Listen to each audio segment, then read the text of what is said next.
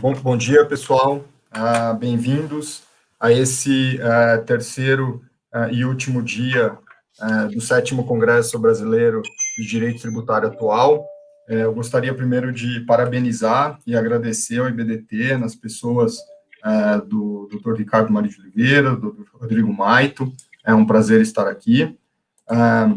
Nesse primeiro painel do dia de hoje, nós vamos tratar de julgamentos do STF em matéria tributária e coerência decisória, análise de casos. Então, o objetivo aqui, nesse painel, diferente de outros painéis, a gente não vai discutir um único tema com palestrantes e debatedores, mas sim analisaremos 6 diferentes casos julgados recentemente pelo STF, cada um deles será endereçado por um dos palestrantes. Aproveitando, então, isso, eu já começo a chamar a tela aqui e apresentar cada um dos palestrantes de hoje. Primeiro, apresentar o professor André Mendes Moreira, que é professor adjunto de Direito Tributário da UFMG, doutor em Direito Tributário pela USP e diretor da ABRADET. O professor não entrou na tela aqui para mim, Leonardo. Depois eu queria chamar a doutora Mara Caramico, juíza do TIT desde 2003, é mestranda pela FGV e sócia do escritório Panela Advogados. Na sequência, eu queria apresentar o doutor Arthur Maria Ferreira Neto, que é mestre e doutor pela Universidade Federal do Rio Grande do Sul, é vice-presidente do TARF no Rio Grande do Sul, professor de Direito da Universidade Federal do Rio Grande do Sul e da PUC. Na sequência, eu queria apresentar o professor Paulo Aires, bem-vindo. Professor Paulo Aires, além de professor da USP, é presidente do IBET, do Instituto Geral da Taliba, doutor em Direito Econômico, Financeiro e Tributário pela USP e advogado. Professor Luiz Flávio, um grande amigo, coordenador e professor do mestrado profissional em Direito Tributário Internacional do IBDT, além de doutor pela USP, sócio do KLA Advogados, e, por fim, a doutora Thaís de Laurentes, conselheira do CARF, vice-presidente da 2ª turma, da 4ª Câmara da 3ª Sessão, doutora em Direito Tributário pela USP, professora de diversos cursos de pós-graduação. Bem-vindos, vai ser um prazer dividir essa mesa com vocês, tenho certeza que teremos ótimas apresentações e ótimos debates ao final. Para iniciar, eu passo a palavra desde já para o professor André Mendes Moreira, que vai tratar desse primeiro julgado do STF, analisando a base de cálculo do ISS. Professor, a palavra é com o senhor. Obrigado. Muito obrigado, Giacomo. Inicialmente, registro minha elevada satisfação em estar aqui hoje no Congresso do IBDT. Quero agradecer e cumprimentar a organização do evento, também cumprimentar todos os meus eminentes professores, colegas de mesa, pedindo licença para fazê-lo na pessoa do professor Paulo Aires Barreto, meu professor, que em outra vida integrou a minha banca de doutoramento já há algum tempo. Portanto, sintam-se todos carinhosamente cumprimentados. O tema que me foi proposto é o de número 247, tema de repercussão geral 247 do Supremo Tribunal Federal, que cuida da base de cálculo do ISS nos serviços de construção civil. E eu aqui farei, lembrando que essa divisão tripartite remete aos bons tempos em que havia apenas 3 espécies tributárias e todos se entendiam. Não havia 4, 5, 6 espécies como há hoje, em que tudo se torna mais complexo. Portanto, lembrando desses bons e velhos tempos, a exposição terá uma parte inicial, na qual irei tratar do posicionamento do Supremo Tribunal Federal sobre a matéria, uma segunda parte, na qual cuidaremos do posicionamento do Superior Tribunal de Justiça, ao qual o STF fez referência e também com deferência à competência do STJ, e uma terceira e última, que é uma análise de política que permitirei trazer ao cabo à guisa de conclusão. Começando do início. O problema em análise é, no caso de construção civil, o que integra a base de cálculo do ISS? Integra apenas o valor do serviço construtivo, excluindo-se da base tributável aquisição de materiais diversos, tijolos, tintas, o que for, ou não. Todo o custo da obra, considerando que o construtor necessariamente terá que adquirir mercadorias para finalizá-la, é sujeito ao ISS. Então, essa é a pergunta que foi posta perante a Constituição Geral número 247.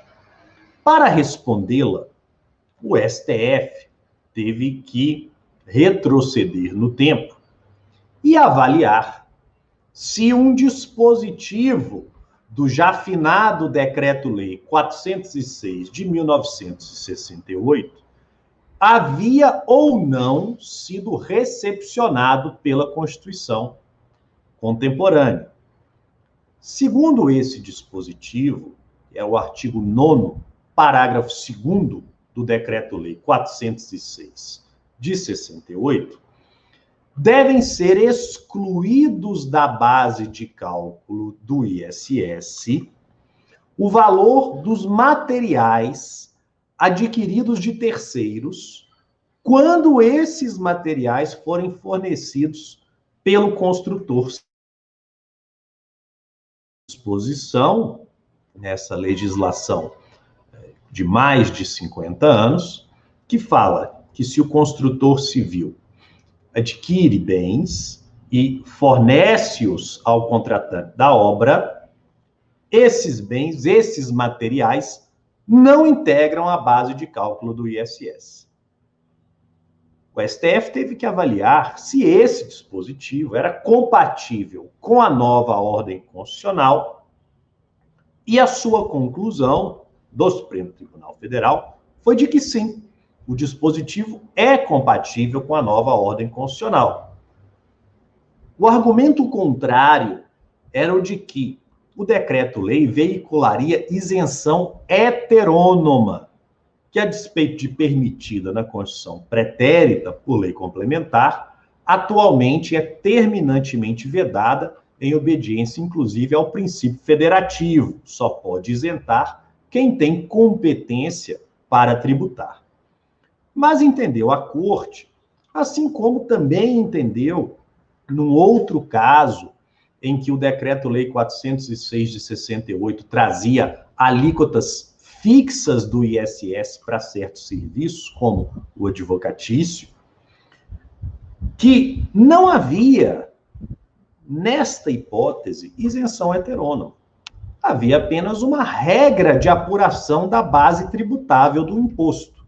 E diante dessa regra, não se podia ignorar que o dispositivo havia sido recepcionado, pois não contraria a ordem constitucional vigente, e deveria ser interpretado em conjunto com a legislação atual do ISS.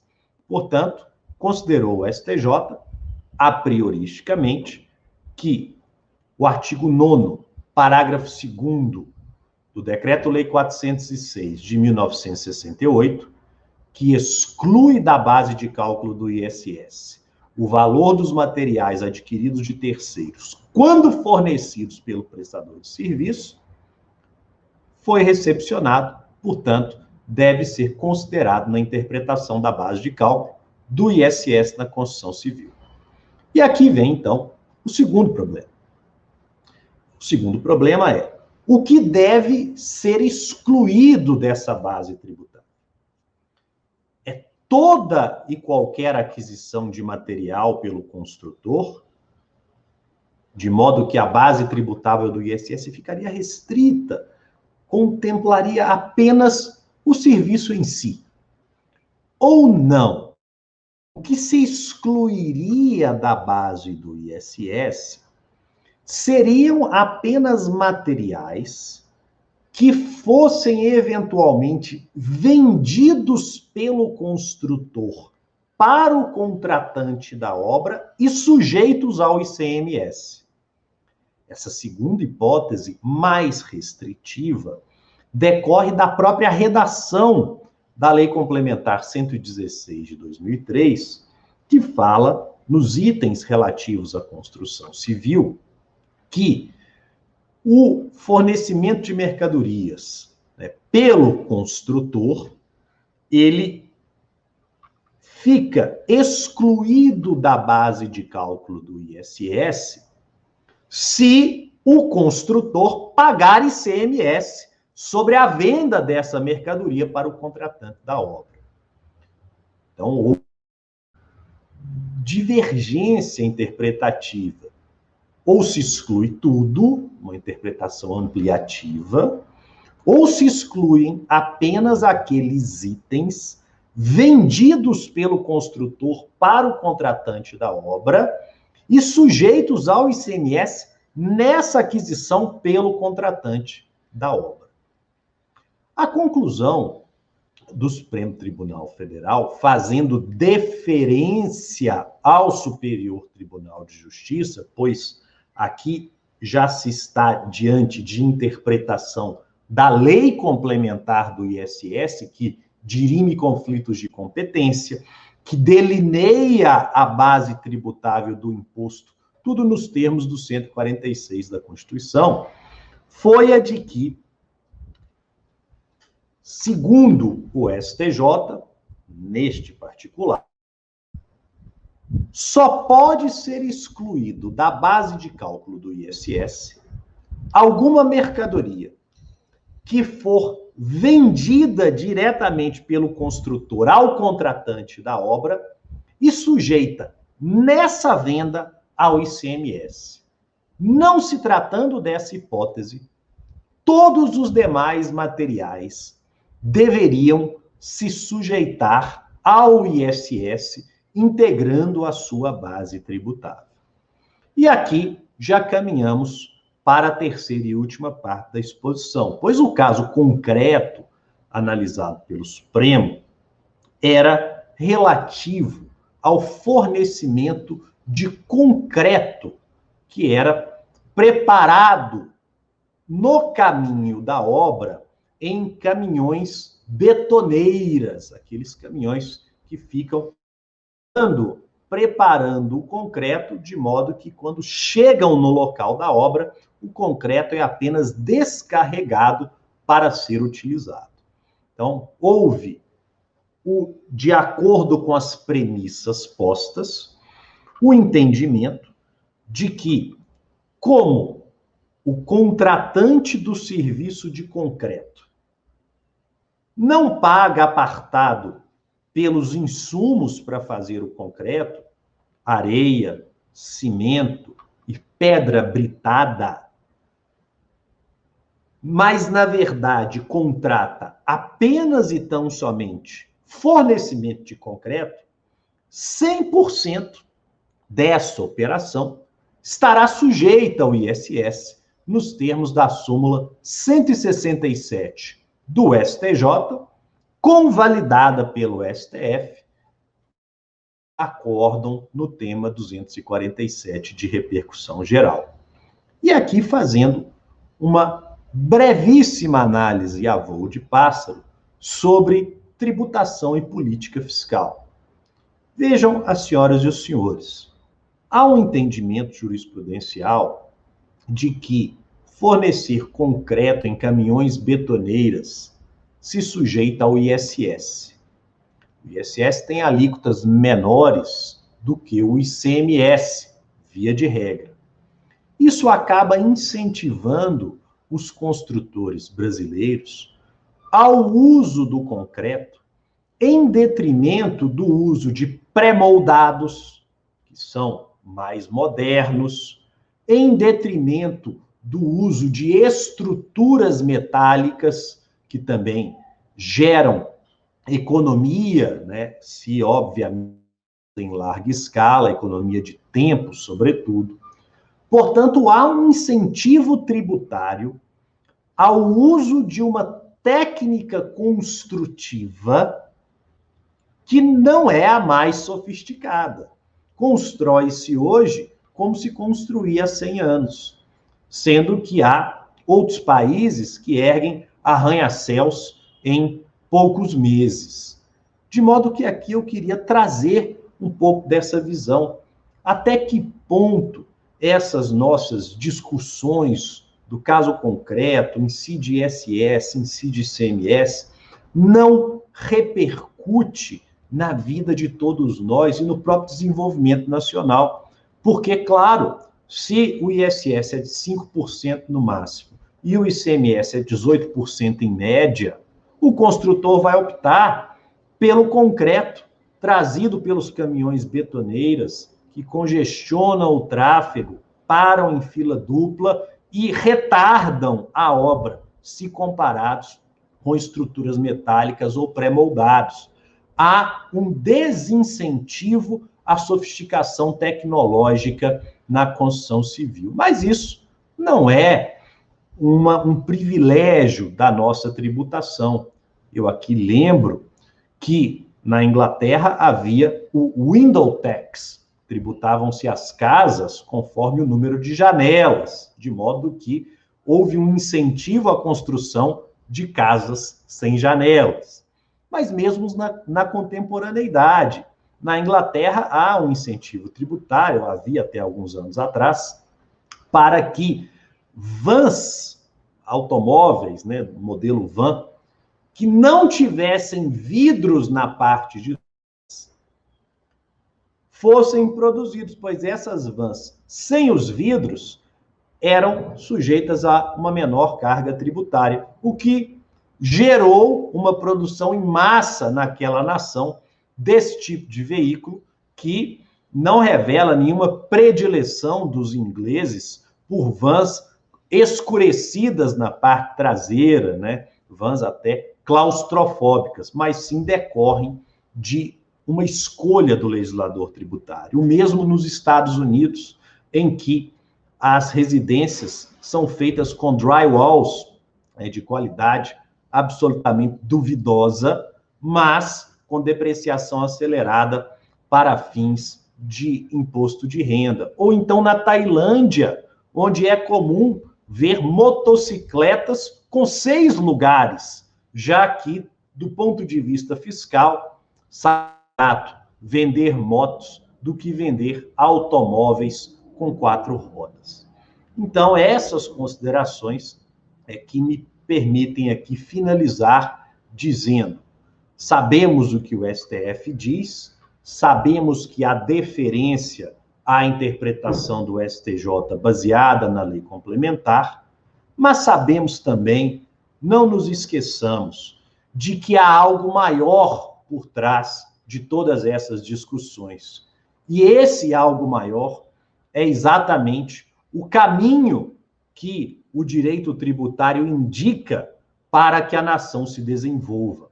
Pode ser um caminho mais sofisticado, mais bem pavimentado, ou um caminho menos evoluído, quiçá com mais irregularidades no pavimento. É preciso sempre optar pelo melhor. Agradeço penhoradamente o convite, cumprimento novamente a organização e os meus diletos colegas de mesa. Muito obrigado. Obrigado, professor André, brilhante como sempre, agradeço pela exposição.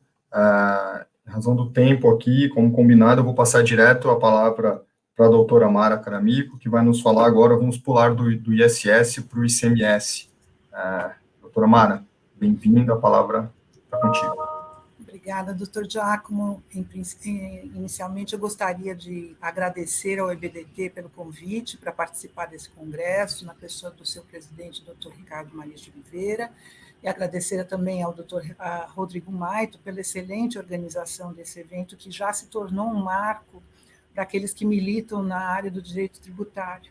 Eu cumprimento também meus colegas aqui de painel, na pessoa do doutor Giacomo, presidente dessa mesa, dizendo que é uma honra e um privilégio poder estar com vocês aqui para discutir temas tão importantes para nós, operadores do direito.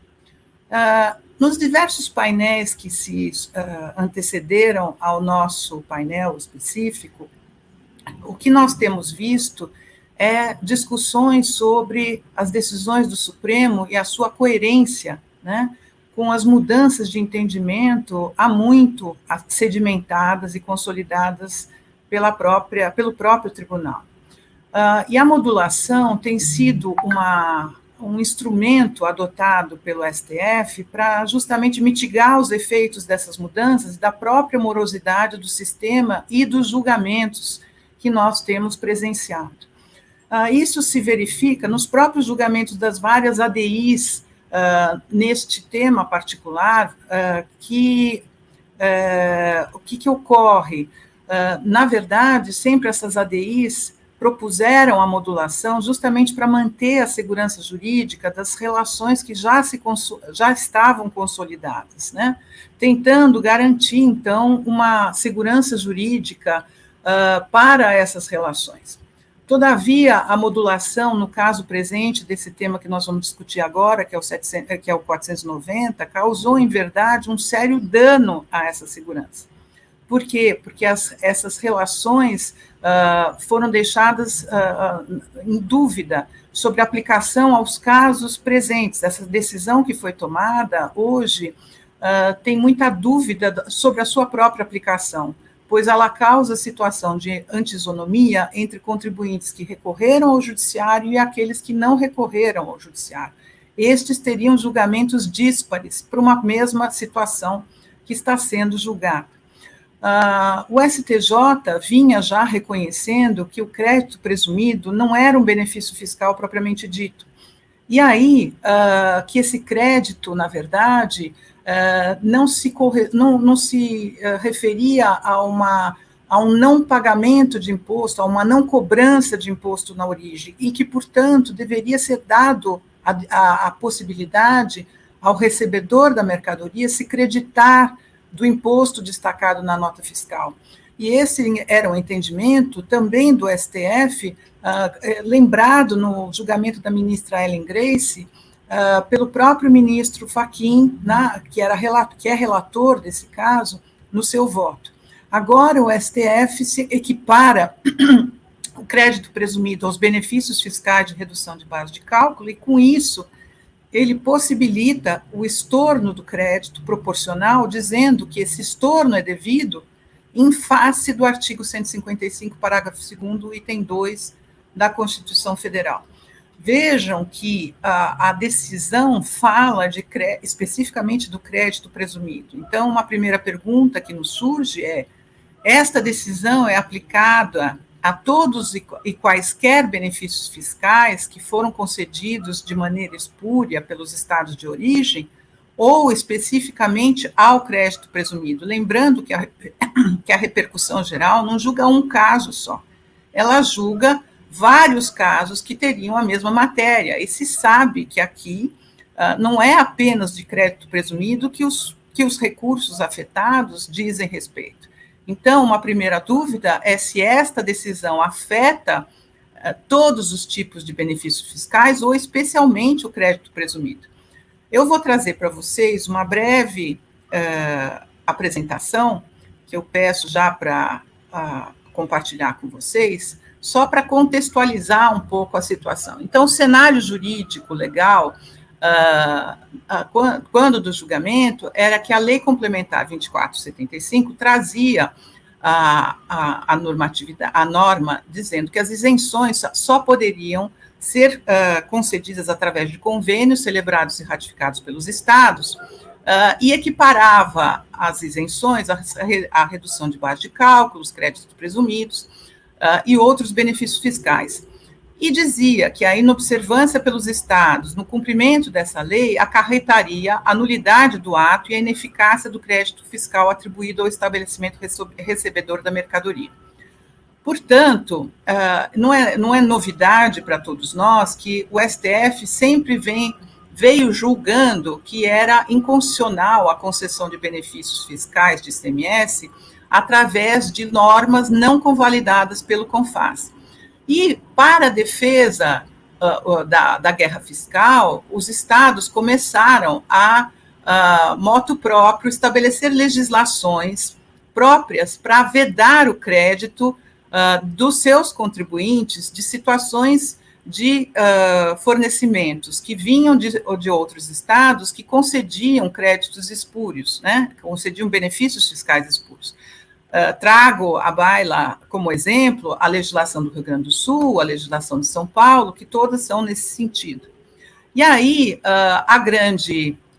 o grande foco seria a Constituição, que prevê justamente que, em casos de isenção e não incidência, não se aplicará o crédito para compensação, não implicará em crédito para compensação e acarretará a anulação do crédito relativo às operações anteriores. E aqui eu trago a posição do STF sobre a redução de base de cálculo, sendo ela equivalente a uma isenção parcial e que, portanto, deveria se praticar a anulação proporcional do crédito relativo às operações anteriores, justamente com base no princípio constitucional da não cumulatividade do artigo 155, parágrafo 2º, item 2. Qual era o entendimento do STJ sobre o crédito presumido? O crédito presumido, ele reconhecia que ele não altera o cálculo do imposto, apenas resulta num recolhimento a menor, e que, em razão disso, a concessão do crédito presumido deveria ser autorizado o creditamento devido ao estado destinatário. Diferentemente do entendimento esposado pelo Tribunal de Origem, então o STJ fala que o STF já tinha asseverado que a ação declaratória de inconstitucionalidade seria o único meio judicial para que os estados se valessem dos seus direitos e combatessem as legislações por eles entendidas como inconstitucionais, concessivas de benefícios fora do âmbito do CONFAS. E aqui nós partimos, então, para a decisão propriamente dita do tema 490. O relator, que foi o ministro Edson Fachin, ele começa dizendo o seguinte, que o contribuinte, quando ele adquire uma mercadoria, ele não adquire somente o bem, mas o direito também de apropriar-se deste imposto em questão, que é independente e autônomo da relação existente entre o fisco e o contribuinte vendedor. Para tanto, se os estados de destino procederem à glosa proporcional do benefício, eles nada mais estarão do que cumprindo o princípio constitucional do artigo 155. E não é um caso de retaliação, mas de verdadeira presunção de constitucionalidade da lei que o instituiu. Por quê? Porque ela estaria dando igual tratamento ao benefício espúrio, como se benefício conveniado fosse. E aí ele fala, porém, que quando a glosa é feita de maneira integral ou em valor superior ao devido, e eu, como julgadora do TIT aqui em São Paulo, já tive essa experiência, principalmente nos primeiros autos de infração, lavrados contra benefícios fiscais do Distrito Federal, por exemplo, que efetivamente ocorria essa glosa integral, então que nestes casos, essa glosa era uma resposta à guerra fiscal, e, como tal, era amparada, ela estava baseada não na Constituição, mas no artigo 8º da Lei Complementar, e que, portanto, esta parte da legislação não teria sido recepcionada pela Constituição Federal, que seria posterior a ela. E, portanto, não podia o Estado de destino, mediante a glosa desses créditos, das operações interestaduais, negar efeitos aos créditos apropriados pelos contribuintes, que, aliás, sempre foram a parte mais fraca e que não poderiam eles serem os sujeitos a essa retaliação, né? E, neste caso, ele lembra o julgamento da ministra Ellen Grace, onde ela julga que o crédito outorgado, ele reduz o montante que a empresa tem que pagar, mas ele não implica no afastamento da incidência do próprio tributo, tampouco na variação da alíquota correspondente interestadual das operações interestaduais, e que, portanto, ele não é um benefício como outro qualquer, né? Ele mantém o direito ao creditamento pelo beneficiário do Estado que recebe a mercadoria. Já o ministro Gilmar Mendes, que é o voto vista e que foi o voto vencedor, ele questiona a matéria analisando o princípio da não cumulatividade. E, como tal, ele diz que esse princípio deve ser interpretado como se o crédito a ser dado na operação posterior fosse equivalente ao valor efetivamente suportado pelo contribuinte nas etapas anteriores, ou seja, é o crédito pago, não é o crédito efetivamente desembolsado pelo contribuinte, não é o crédito cobrado na origem. E, como tal, ele diz que a regra geral deve ser que qualquer tipo de isenção, ainda que parcial, deve possibilitar o estorno proporcional na etapa seguinte. E, portanto, independentemente do crédito presumido em questão ter sido concedido ao arrepio das normas constitucionais, fato é que o valor integral do imposto não haveria sido efetivamente suportado pelo contribuinte, razão pela qual o creditamento deveria ser proporcional. E aí, quanto à questão da constitucionalidade das normas estaduais, ele efetivamente diz que o controle repressivo dessa constitucionalidade é restrito primordialmente ao judiciário. Porém, a questão principal no julgamento não estava relacionada à legalidade ou não do crédito concedido por ser ou não autorizado pelo CONFAS, mas sim porque o ICMS não foi efetivamente cobrado na origem. E, portanto, a discussão se resolveria pela aplicação do princípio constitucional da não cumulatividade. Portanto, seria constitucional, não ferindo esse princípio, o estorno proporcional do crédito do ICMS, quando na operação procedente realizada em outro estado, tem o contribuinte obtido um benefício de crédito presumido, eis que vedada a utilização da parte não cobrada. Então, a tese fixada para o tema foi justamente essa, que o estorno proporcional do crédito do ICMS, efetuado pelo estado de destino, em razão de crédito presumido espúrio, na origem, não viola o princípio constitucional da não cumulatividade. Porém, nós temos um problema aqui. Por quê? Porque foi feita a modulação dos efeitos da decisão. E quando foi feita essa modulação, criou-se um grande dilema. Por quê? Porque o voto do ministro fala da seguinte forma: voto para conferir a decisão efeitos ex nunc a partir da decisão do plenário, para que fiquem resguardados todos os efeitos jurídicos das relações tributárias já constituídas. Isto é, caso não tenha havido ainda lançamentos tributários por parte do estado de destino, este só poderá proceder ao lançamento em relação aos fatos geradores ocorridos a partir da presente decisão.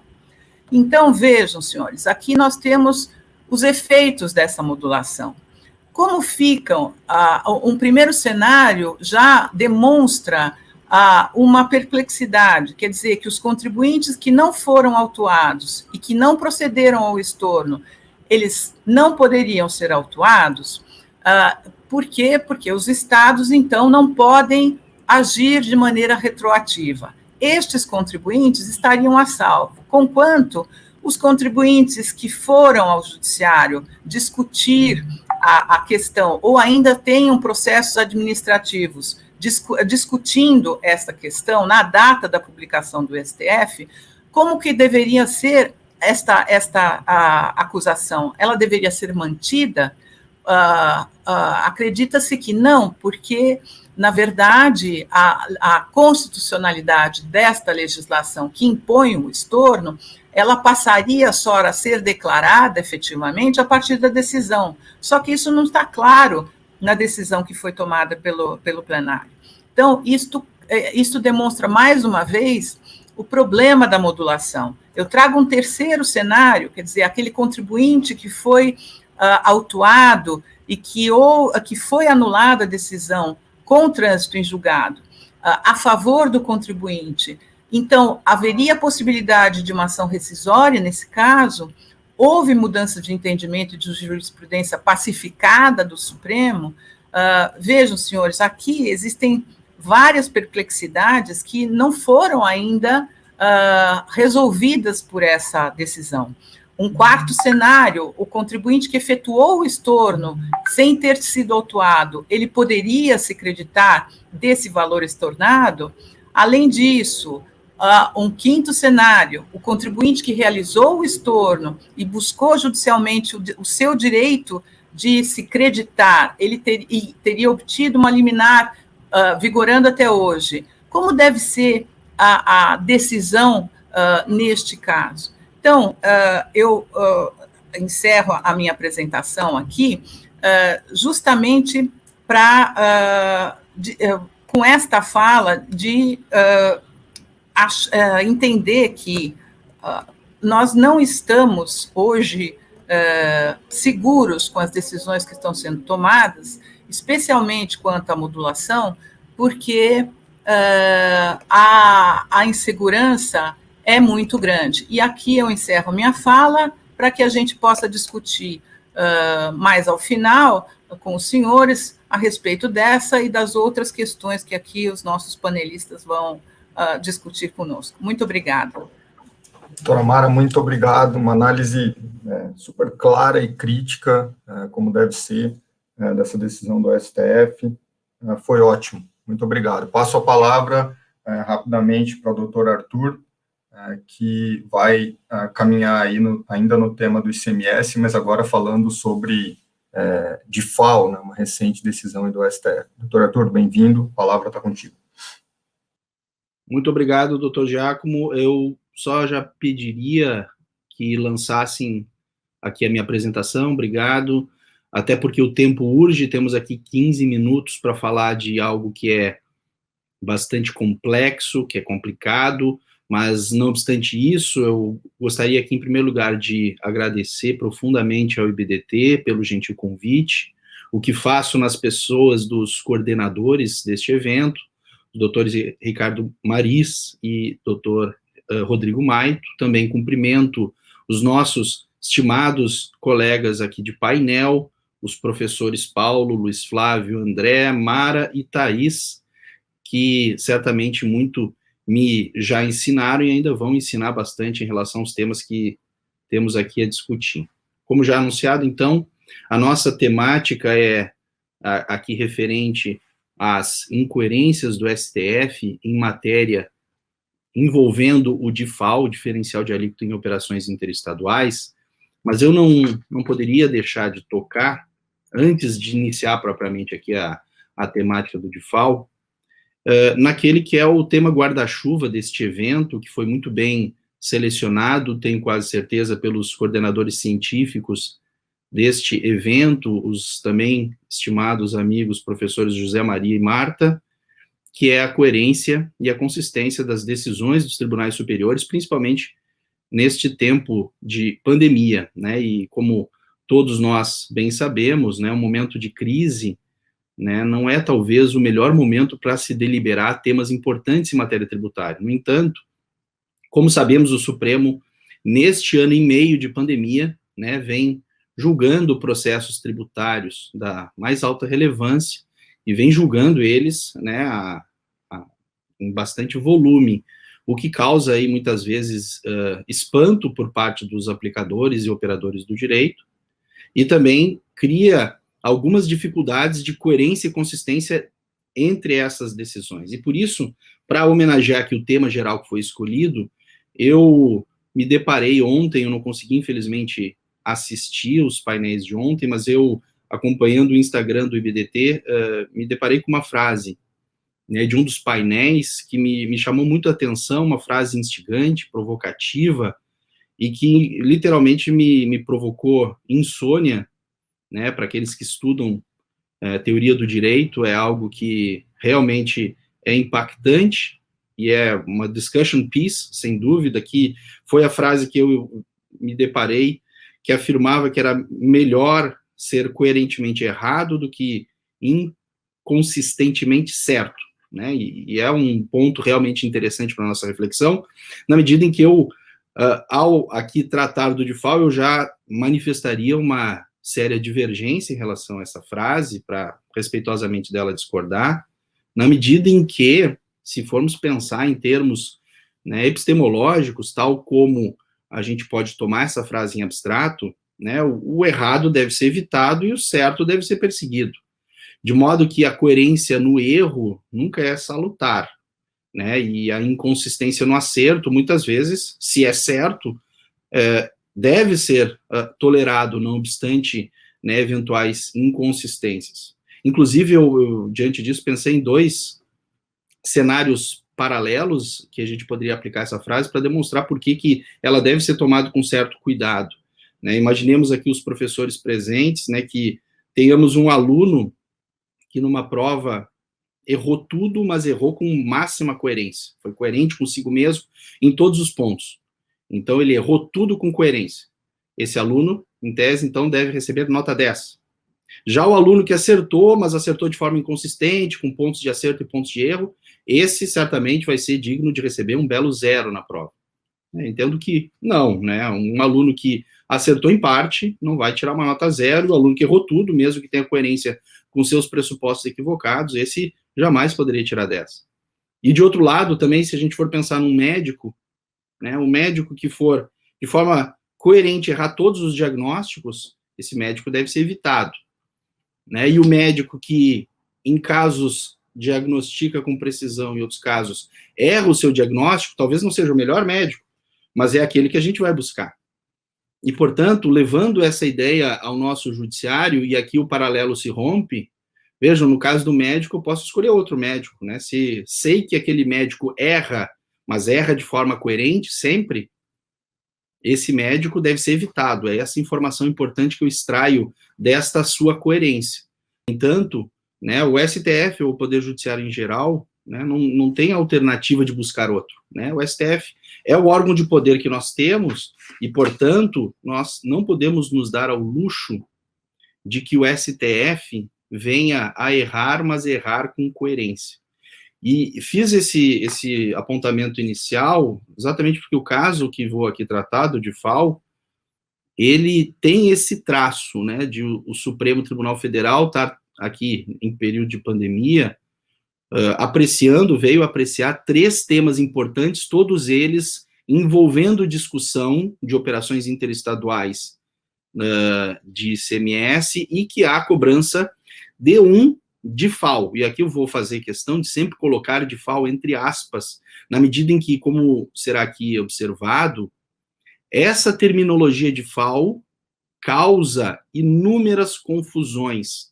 E é exatamente essa confusão que gerou incoerência nesses 3 temas de repercussão geral, que eu aqui, de forma bastante breve, vou mencionar. O tema 1093, o DIFAL regulado pelo convênio com FAS 93, tema 456, o DIFAL criado por decreto, e eu aqui estou falando do Rio Grande do Sul, então é uma temática que, como vão ver, é bastante conhecida aqui do povo gaúcho, porque as 2 repercussões gerais que seguem aqui, as 2 últimas, envolvem a lei do ICMS aqui do Rio Grande do Sul. Então, são temas que aqui para nós são bastante conhecidos. E a terceira repercussão geral, agora julgada no início desse mês, envolveu a análise de um DIFAL, de novo entre aspas, para as empresas do Simples, sem a possibilidade da empresa do Simples tomar crédito. Diante disso, já começo aqui com um pano de fundo, que veio a provocar uma enorme discussão aqui no Rio Grande do Sul, que obviamente o restante do país certamente não teve acesso a esse caso, ou esse causo. Na medida em que, no finalzinho do ano passado, houve uma chamada Reforma Tributária Gaúcha, a qual o governo estadual anunciou aqui no Rio Grande do Sul. A figura que está aqui à esquerda é um PowerPoint que a nossa Cefaz apresentou ano passado e que foi anunciado a extinção do DIFAL. Vejam que mensagem audaciosa e impactante. Né? Supostamente aqui no Rio Grande do Sul, o DIFAL seria extinto. Isso, inclusive, como mostra outra figura, veio a ser anunciado pelo governo como uma extinção. Veja, é difícil extinguir, o que dirá, é difícil diminuir, o que dirá extinguir um determinado imposto. Nós, aqui no Rio Grande do Sul, supostamente conseguimos isso. No entanto, Quando foi aprovada a lei gaúcha, nada dessa extinção se fazia presente. E isso, portanto, gerou enorme confusão. Confusão essa que está representada aqui nestes casos de repercussão geral do Supremo, tal como eu quero expor. E por isso, antes de mais nada, para tentar demonstrar essa incoerência, é necessário diferenciar, e desculpe aqui o neologismo, os DeFis, entre aspas. Porque, em verdade, após essa confusão de uma comunicação publicitária mal colocada pelo nosso governo estadual, passou-se a se identificar, em verdade, não um DeFal, mas dois. São situações, portanto, absolutamente distintas dentro do nosso ordenamento tributário, em que, e aqui vou ser breve, obviamente não vou explicitar toda essa tabela, mas nesses dois DeFis, novamente entre aspas, nós temos aquele que está previsto textualmente na Constituição, artigo 155, parágrafo 2º, incisos 7 e 8, que é o que a gente pode, então, chamar o DeFal com consumidor final, seja comerciante, seja uma pessoa física, que é simplesmente o comprador desse produto. E a gente poderia dar um exemplo, que eu venho utilizando em algumas das minhas falas, de uma caneta, né? O Estado de São Paulo, se vende uma caneta para o Rio Grande do Sul, pode o comerciante paulista vender para uma loja, ou pode vender para o Arthur, que não é comerciante. E nestes casos, a loja, se comprar a caneta como consumidora final, ou seja, para usar a caneta no seu escritório, haverá a cobrança desse DeFal constitucional. Se eu, Arthur, comprar a caneta como consumidor final, também haverá a cobrança desse diferencial de alíquota nessa operação interestadual. E o porquê disso? Como todos vocês devem saber, a repartição de receita de ICMS no estado não é equânime. Tem estados ricos e estados pobres, estados produtores e estados que são praticamente só consumidores. E, portanto, o chamado DeFal constitucional, o DeFal consumidor final sem operação subsequente, veio para organizar essa repartição de receita. Deixar um pouquinho para o estado produtor e um pouquinho para o estado que é destinatário desse produto, já que não vai ter outra operação. No entanto, além desse DeFal que foi apreciado no tema 1093, temos outro DeFal, que alguns colegas aqui no estado chamam de DeFal legal. Outros contadores chamam de DeFal antecipatório, em que, em verdade, nós não estamos falando desse primeiro DeFal. É a situação de uma compra de uma operação interestadual em que a caneta aqui vendida por São Paulo vai chegar para a loja para revenda de canetas. E, portanto, nesses casos, o estado destinatário, o estado aqui no caso Rio Grande do Sul, vai arrecadar sim um pedaço desse ICMS, quando da venda posterior desta caneta. E, portanto, nesse segundo caso, que a gente vai passar a chamar aqui de DeFal antecipatório, não há se falar em repartição equânime de receita, na medida em que esse DeFal antecipatório que o Estado do Rio Grande do Sul faz e vários outros também, ele visa apenas a facilitar o fluxo de caixa, em que, quando chega a caneta no Estado, o Estado está dizendo, olha, eu não quero esperar 8 meses, quando tu for revender essa caneta, para eu arrecadar o meu ICMS da operação subsequente. Eu quero o meu na entrada. Portanto, já quero que haja um pagamento deste imposto parcial, o diferencial de alíquota, quando o produto chega. E, diante disso, agora, com esse esclarecimento entre o DeFal constitucional e o DeFal antecipatório, se pode entender bem o teor dessas repercussões gerais. O tema 456 envolveu discussão da lei gaúcha.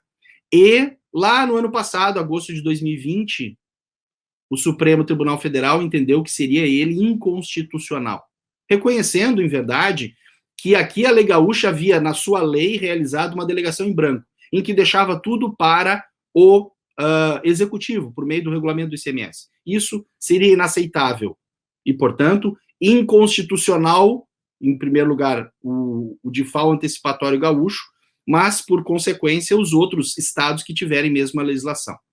Segundo lugar, o DeFal tratado também agora neste ano, que é o tema 1093, e aqui sim trata-se do DeFal constitucional. E o Supremo, aqui num raciocínio, em certo sentido, bastante direto e simples, simplesmente reconheceu que o convênio CONFAS 93 não poderia regular este default constitucional.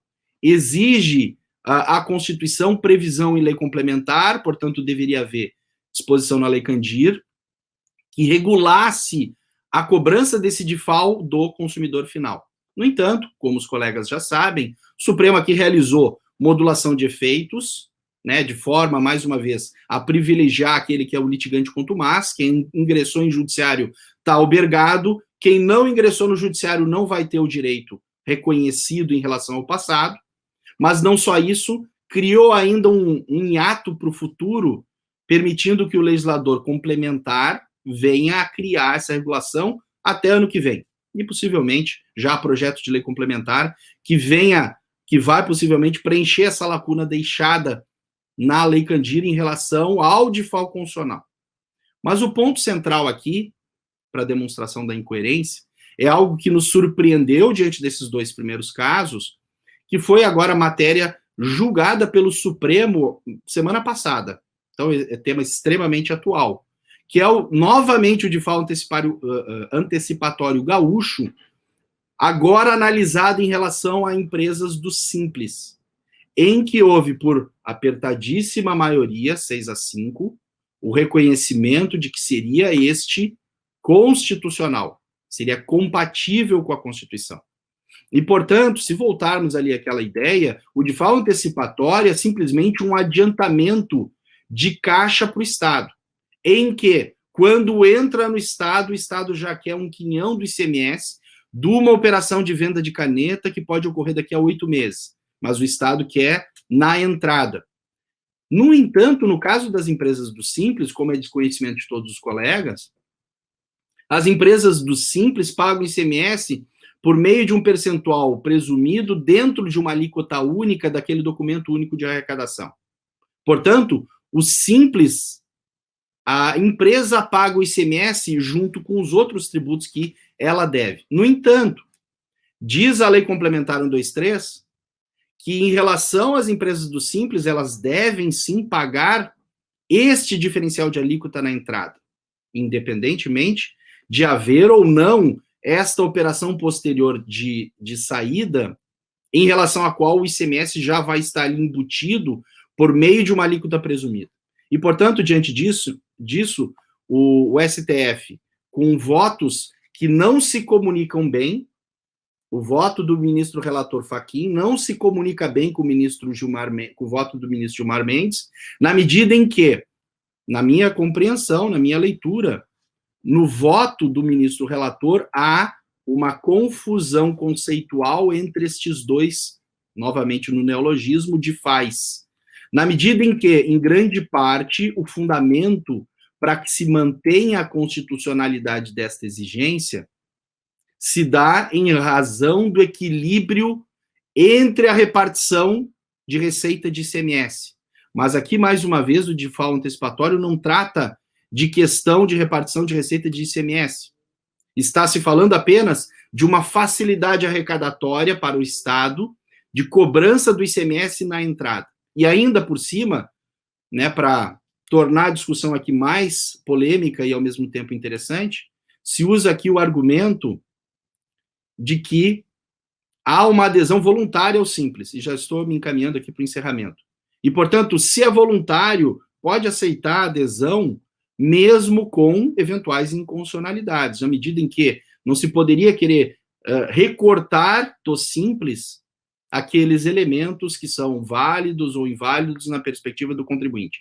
E se não bastasse isso, entende-se que aqui o legislador estadual corrigiu o erro que antes foi apontado no tema 456. E aqui é voto do ministro Gilmar Mendes que eu chamaria a atenção. Eu vou só falar deste tópico e encerrar aqui a minha fala. Na medida em que defende no seu voto o ministro Gilmar Mendes que a delegação em branco cometida pela lei estadual gaúcha em relação ao default antecipatório haveria sido corrigida, a qual originalmente tinha esse texto, em que se dava ao executivo a possibilidade de criar o default antecipatório sempre que houvesse necessidade de conveniência, por textos posteriores. E o que diz o texto não o mais atual, mas o que foi submetido à análise do Supremo? é o que está aqui nesta tela, quando afirma que o Estado, aqui o Estado do Rio Grande do Sul, pode cobrar o ICMS antecipadamente, o DIFAL antecipatório, mas, no parágrafo 9º, permite que o Poder Executivo fixe as condições, exceções, autoriza pagamento em maior prazo, de modo que a delegação ainda está presente no parágrafo 9º, salvo o melhor juízo. O ministro Gilmar Mendes, no entanto, no seu voto, quando vai transcrever a lei gaúcha, transcreve o parágrafo 8º, mas não transcreve o parágrafo 9º, o qual realiza, salvo o melhor juízo, tal delegação legislativa. Na medida em que antecipação pressupõe algo que vai estar sendo antecipado. E, portanto, antecipação não é outra coisa senão o prazo desse adiantamento e as condições nas quais essa antecipação vai ocorrer. Se o Executivo fixa o prazo da antecipação e as suas condições, é porque o Poder Executivo está realizando tudo que é pertinente em relação a esse ato antecipatório. Dito isso, portanto, entendemos aqui que o Supremo Tribunal Federal, no tema 517, manifestou uma clara contradição com o tema 456, em que lá se afirmou que não poderia haver tal delegação ao Executivo, e no tema 517, aqui, aparentemente, se chancelou essa prática. É um tema extremamente complexo, complicado, e portanto, ficamos aqui abertos às discussões posteriores. Agradeço mais uma vez a oportunidade.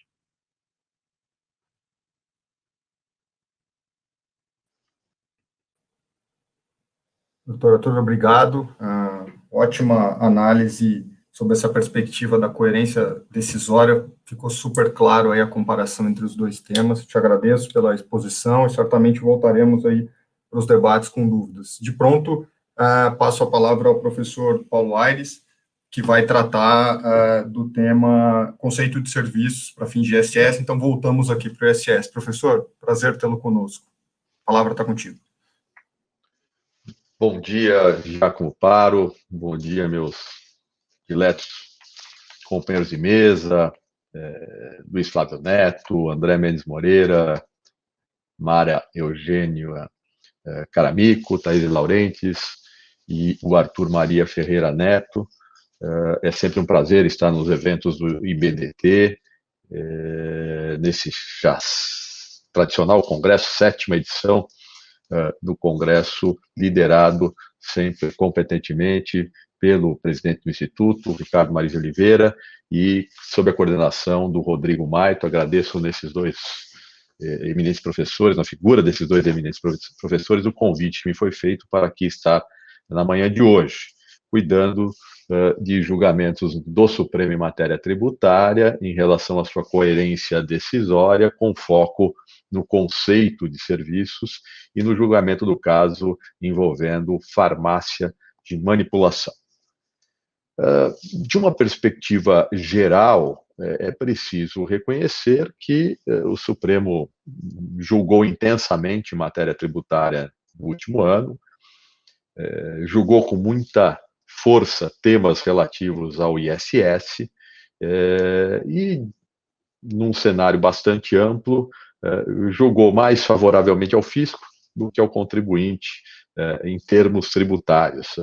Esse número é um número variável, momento a momento, mas em algum mês do ano passado, final do ano passado, alguém fez essa estatística aí, o professor Fábio Fraga, lá no Rio de Janeiro, e mostrou que tradicionalmente, 47% dos casos do Supremo são julgados a favor do contribuinte, 53% a favor do fisco. Ano passado, esse número mudou para 22% para o contribuinte, 78% para o fisco. Momentos de crise, esse tipo de oscilação acaba por ocorrer. Basta examinar a história da tributação, e sempre que há uma crise econômica, direitos do contribuinte são suprimidos subsequentemente, aumento de carga tributária sobrevém de forma muito forte. Um outro aspecto que eu gostaria de consignar, então, agora pensando no tema da coerência decisória, é que, diante de tantos julgados num curtíssimo espaço de tempo, um mecanismo de debate não tradicional e usual, buscar a coerência ou identificar a coerência decisória é tarefa que se mostra bastante delicada. Talvez nós tenhamos aqui 12 casos paradigmáticos envolvendo o ISS, né? 3 um pouquinho mais antigos, né? Desde a alocação de serviços anos 2000, passando pelo leasing, plano de saúde no período pré-pandemia, e durante a pandemia, os julgamentos dos casos de franquia, permissão de uso de dutos, jogo e aposta, software, fornecimento, farmácia de manipulação, todos eles envolvendo conceito de serviço ou a sua base de cálculo, e ainda a questão envolvendo o chamado cadastro, aí, o CEPOM e a taxatividade.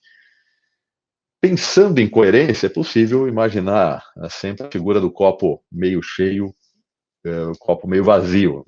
Há como identificar alguma coerência interna nesses julgamentos do Supremo, aqui e ali algum ponto de fora da curva, né, quando se discutiu o plano de saúde, por exemplo, a referência a uma abordagem mais tipológica, surgiu com muita ênfase, mas se nós tomarmos os julgamentos numa ótica mais conjunta, examinando a síntese possível de ser feita a partir desses julgamentos, seria possível afirmar que está prestigiada a lógica da dualidade, obrigação de dar e de fazer, até pela afirmação da súmula vinculante 31, é possível reconhecer nos vários julgados alguma coerência exatamente nesse sentido. Já lá, no julgamento da locação de serviços, o Supremo dizia, se locação pura, não tem ISS. Agora, se o local guindaste com o operador, o cenário é diferente. E transpondo isso para as análises feitas no julgamento de franquia, por exemplo, no próprio julgamento de plano de saúde, é possível entender que nessas atividades não há um dar puro, há alguma espécie de fazer e portanto, cabível a incidência do ISS. O que me parece possível reconhecer é que, em muitos casos, em várias manifestações dos eminentes juízes e ministros do Supremo Tribunal Federal, há referência a essa dualidade dar e fazer como sendo ainda plenamente aplicável e importante para resolver conflitos de competência. Outros caminhos podem resolver casos concretos, num certo sentido, querido pelo Supremo, mas claudicam exatamente nessa lógica de solucionar os conflitos de competência nos casos difíceis, como a afirmação da existência, por exemplo, de um conceito econômico de serviços, ou de um conceito ampliado que não necessariamente fica muito claro em algumas manifestações do Supremo sobre o que seria esse tal conceito ampliado.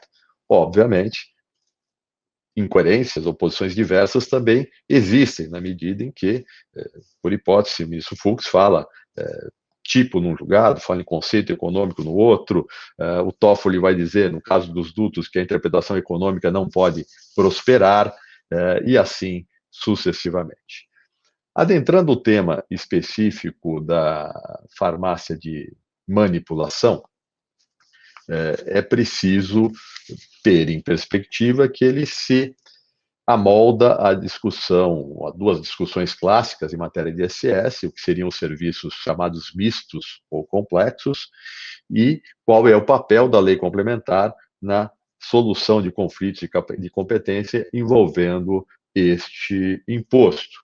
Isso me faz retomar aqui, ou relembrar momentos já longínquos, 38 anos passados, quando nas aulas de graduação da própria Faculdade de Direito da Universidade de São Paulo, eu tinha a oportunidade de indagar o meu professor, Alcide Jorge Costa, saudoso professor, sobre a lógica da tributação do fornecimento de alimentação, se ela seria suscetível da incidência do ISS ou do ICMS, o tema não estava resolvido jurisprudencialmente à época, o professor Alcide sustentando que o tributo devido era o ICMS, e eu provocando no sentido inverso,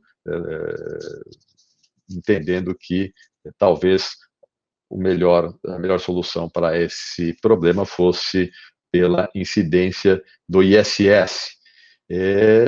a jurisprudência se consolidou no sentido da incidência do ICMS, e aí vem exatamente essa questão do papel da lei complementar na solução desses conflitos de competência. Há duas posturas doutrinárias, resumidamente, que poderiam ser identificadas relativamente a essa matéria. Há os que entendem que a outorga de competência é tema eminentemente constitucional e precisa ser resolvido à luz de exegese dessa natureza, de exegese constitucional, cabendo apenas à lei complementar explicitar decisões do legislador constituinte, e para uma outra parcela da doutrina, não, a lei complementar faz o arbitramento desses cenários cinzentos e toma a decisão, manipula a competência tributária impositiva. Me parece melhor a primeira postura, na medida em que pensar diferentemente implicaria esvaziar a própria discriminação de competência tributária impositiva e dar ao legislador complementar um papel talvez maior do que ele efetivamente deva ter. Mas é um tema que comporta aí diferentes posturas, e o Supremo, não raro, acaba se manifestando no sentido de reconhecer um papel importante a lei complementar, ou em algumas situações, bom, a lei complementar estabeleceu nesse sentido, está na lista, vamos respeitar a lista. Questão importante, a distinção entre mercadorias, serviços e materiais. Muitas vezes se fala em ISS e fornecimento de mercadorias, quando de verdade nós temos prestação de serviços com utilização de materiais. O advogado não vende papel quando produz o seu parecer jurídico. O engraxate não vende graxa quando exerce o seu mistério. O dentista não vende resina quando atua no seu consultório. Portanto, reiteradamente, para a prestação de serviços, é necessário que se faça a utilização de materiais importantes. Logo, esta lógica que implica necessariamente mencionar mercadoria complexamente com a prestação de serviços, precisa ser revista e repensada com cuidado, porque, não raro, eu não tenho mercadoria, eu tenho um mero material. Sucintamente, tem-se entendido que não incide ICMS quando mercadorias são utilizadas na prestação de serviços, incide ISS sobre serviços listados, e incide ISS quando a lista ressalva certas parcelas da prestação de serviços para fins de predicar a incidência desse imposto. Essa lógica é uma lógica que tem preservado mais os municípios do que os estados. A marcha dos prefeitos a Brasília tem permitido nos últimos anos que os municípios ganhem espaço perante os estados diante da tributação. Talvez seja essa uma das razões pelas quais, curiosamente, nesse momento histórico em que vivemos, os 27 governadores estejam unisonamente favoráveis a uma reforma tributária ou uma linha de reforma tributária, e se a mesma pergunta for feita aos prefeitos, o posicionamento será bastante diferente. No caso da farmácia de manipulação, há efetivamente esta questão do material ou mercadoria, conforme queiram, e a prestação de serviços. E o voto encaminhado pelo ministro Dias Toffoli me pareceu consistente quando, por primeiro, abandona o critério da preponderância. Esse critério nunca me pareceu um critério juridicamente relevante para extremar a incidência do ISS em relação ao ISS. Melhor critério sempre foi, a meu sentir, a identificação do objeto da contratação, se eu tenho o dar puro, se eu tenho o fazer, ou se eu tenho efetivamente duas relações jurídicas distintas, uma de dar e outra de fazer, dando ensejo a lógicas tributárias, incidências tributárias diferentes. O ministro Toffoli concluiu, a meu sentir com acerto, que na farmácia de manipulação há inequívoca prestação de serviços, obrigação de fazer algo por prévia encomenda. E colocou ênfase nesse fazer humano a terceiros, sobre regime de direito privado, conteúdo econômico e assim por diante, acolhendo aí, nesse cenário, o conceito tão fortemente defendido por Geraldo Taliba, Roca Arras, Aires Fernandinho Barreto e outros juristas. Por vezes, o ministro Toffoli exagera um pouco nessa ênfase no fazer, e aqui eu tomo a liberdade e atrevidamente adentro por 10 segundos a fala do Luiz Flávio para mencionar o julgamento do software, porque no software ele menciona essa circunstância, olha, alguém precisa fazer esse software, e obviamente o fazer está em tudo, dependendo da perspectiva que se olhe para esse fazer, dessa perspectiva mais laxa. Quando eu industrializo um produto, há um fazer, efetivamente, para que esse produto tome a sua forma final, o que não autoriza a incidência do ISS na comercialização de produtos industrializados, que ficam sujeitos normalmente à incidência do IPI, do ICMS. Portanto, esse fazer do ministro Toffoli, por vezes, é exacerbado e leva a resultados que não são necessariamente, a meu sentir, os melhores. De outra parte, um tema que também foi abordado no caso do software, que traz, dialoga com esse caso da farmácia de manipulação, é a questão do medicamento que se encontra em prateleira, pronto para ser posto em comércio, versus o medicamento que é feito efetivamente em razão de uma prescrição médica com certas peculiaridades e características. No caso do software, abandonou-se esse critério jurídico, que pode não ser o melhor, mas ele efetivamente dava um norte seguro para vários casos concretos importantes. E o que me incomoda na jurisprudência do Supremo nesses últimos tempos em relação ao ISS é essa tentativa ou essa vontade, por vezes, de romper com critérios, conceitos, categorias e formas de direito privado prevalecentes no passado, para dizer o mundo mudou e algo de novo precisa ser deliberado relativamente a esse tema, sem se preocupar com exatamente a conformação dessa novidade e em que medida essa conformidade vai gerar soluções ou vai criar mais conflitos de competência do que aqueles já resolvidos por uma doutrina que se conformou aí com muito esforço ao longo de décadas. De toda sorte, especificamente na farmácia de manipulação, quer me parecer que o voto condutor do ministro Toffoli tenha ido na direção correta e por fundamentos jurídicos que me parecem efetivamente consistentes.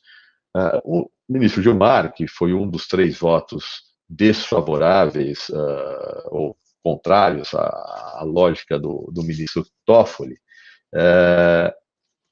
parte do mesmo pressuposto, da mesma lógica interpretativa, e aqui eu vou ler a frase do ministro Gilmar: faz-se necessário examinar se no serviço prestado pela empresa predomina a obrigação de dar ou de fazer. Mais uma vez, quero aqui enfatizar esse aspecto, porque tenho ouvido em muitos eventos, congressos, seminários, falas, notadamente dos representantes do fisco, no sentido de que essa dualidade perdeu sentido. Pode ter perdido sentido a voz do fisco, mas no Supremo ela continua sendo bastante utilizada. Mas o ministro Gilmar lembra que na tramitação da Lei Complementar 116 de 2003, no projeto de lei original, 161/1989, de autoria do Fernando Henrique Cardoso, uma das questões discutidas foi exatamente essa questão do inclusive farmácia de manipulação, inclusive manipulação. E a Câmara acabou eliminando esse signo por um destaque do então senador Romero Jucá, alegando o chamado risco de existir um espaço importante para a elisão tributária nesse cenário. Veja, sumiu a expressão ou foi objeto de deliberação e de retirar do texto a expressão inclusive manipulação, mas a circunstância disso continuar a ser um produto farmacêutico me parece inequívoca.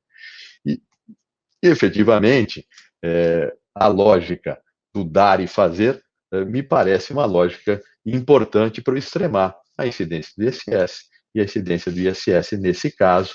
Portanto, apesar de ser um argumento que toma em conta o processo de enunciação, ele não me parece suficiente para infirmar a decisão do ministro Dias Toffoli.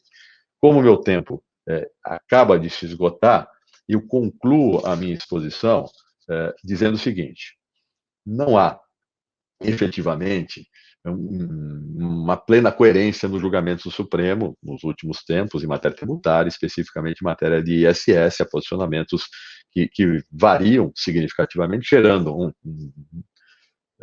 bom nível de insegurança jurídica, a dificuldade para identificar qual é o conceito prevalecente de serviço na atualidade, se é um conceito de direito privado, conceito de direito tributário, se é um tipo, se é um conceito de direito econômico, se ele é ampliado. Eu fico com a lógica que sobreveio do julgamento da alocação de bens móveis. Me parece que o dar e fazer continua plenamente aplicável, a súmula vinculante está em vigor, mas o cenário, notadamente num contexto de uma economia digital cada vez mais desmaterializada, mais difícil de se extremar os limites da venda de mercadoria com a prestação de serviços, nos trazem mais dificuldades para enfrentar os casos concretos e identificar o melhor caminho para os nossos destinatários. Com certeza, não faltará, em relação a esses temas, trabalho para os tributaristas e congressos dessa natureza para debates em relação a esses temas. O caminho está aberto, né, para congressos posteriores, e sempre que há caminho, eu lembro de uma frase do Miyakoto, no sentido de que o bom do caminho é haver volta. Para a ida sem vinda, basta o tempo. E o meu tempo se esgotou. Muito obrigado.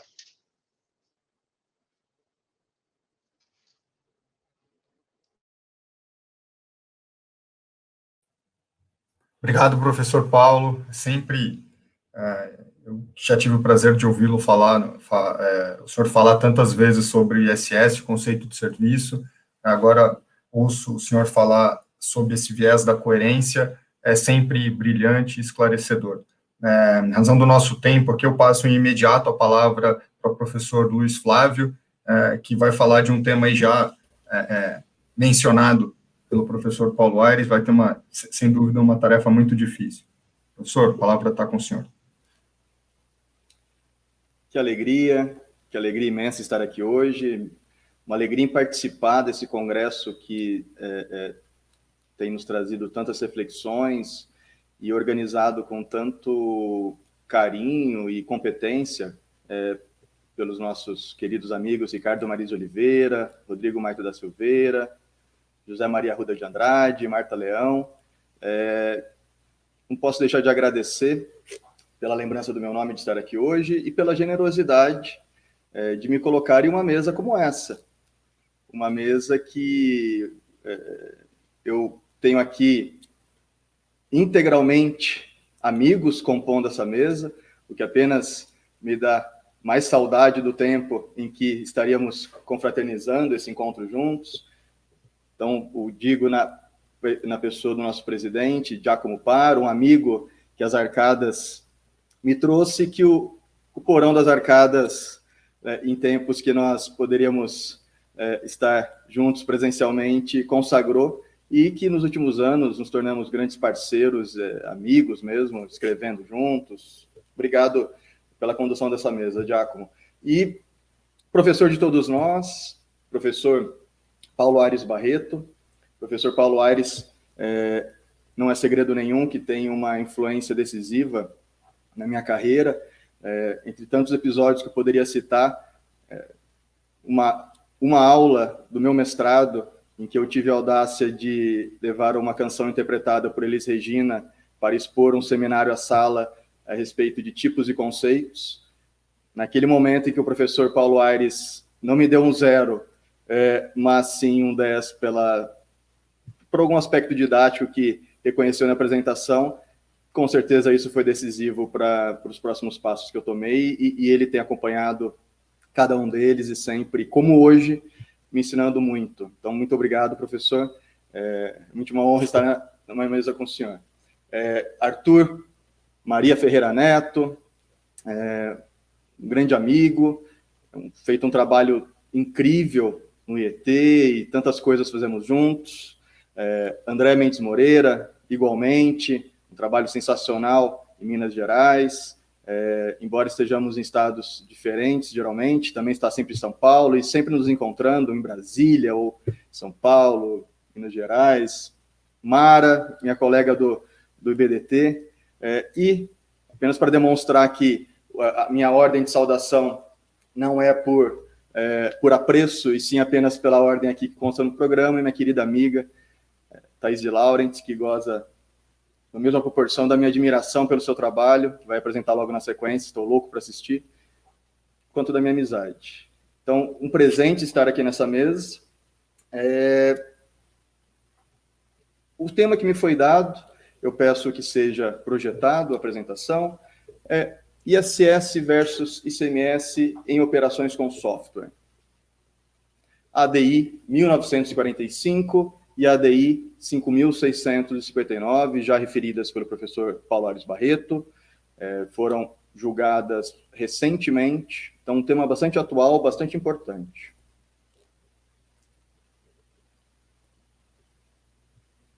Vou tentar passar aqui para frente.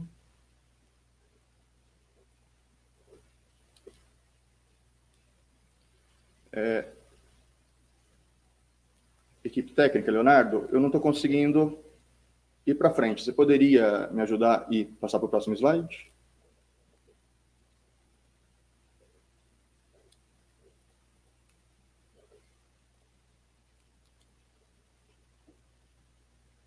Ô, Giacomo, não conta isso daqui no meu tempo, não, hein?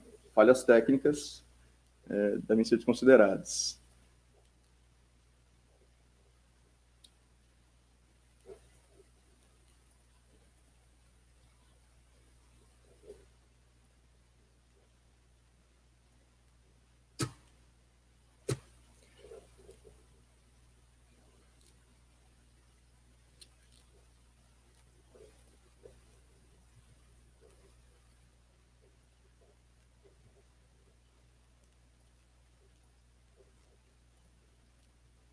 Ok?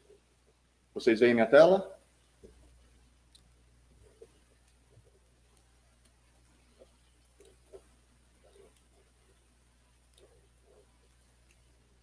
Ótimo. Então vamos lá.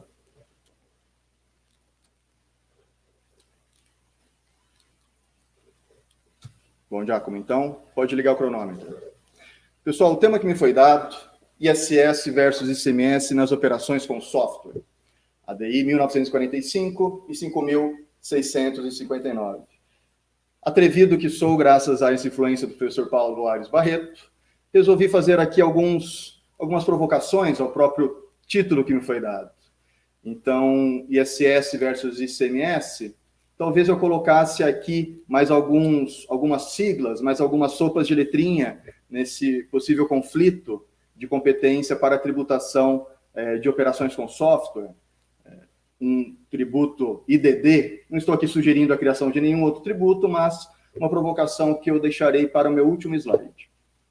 E, além de abordar o resultado dessas ADIs, será preciso também que nós analisemos o passado, o presente e o futuro que nos espera, especialmente porque o tema deste congresso, coerência de interpretação, coerência de aplicação. Só pedimos, por favor, para apresentar o seu PowerPoint, porque o senhor fechou.